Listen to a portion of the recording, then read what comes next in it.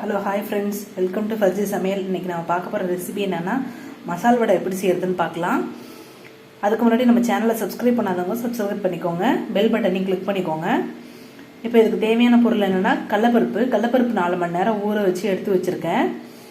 அதுக்கப்புறம் ஒரு மிக்ஸி ஜாரில் 4 காஞ்ச மிளகாய் போட்டுக்கிட்டேன். அதோட இந்த ஊற வச்சுருக்கிற பருப்பையும் எடுத்து கொட்டி அரைச்சிக்கலாம். அது கூடவே கொஞ்சம் பெருஞ்சீரகம் ஆட் பண்ணிக்கலாம்.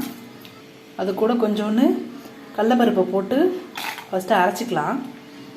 இப்போ பாருங்கள், கொஞ்சம் கொஞ்சமாக பருப்பு எல்லாத்தையும் அந்த மிளகா பெருஞ்சீரகத்தில் போட்டு அரைச்சி எடுத்து வச்சுக்கிட்டோம் அந்த பருப்பை.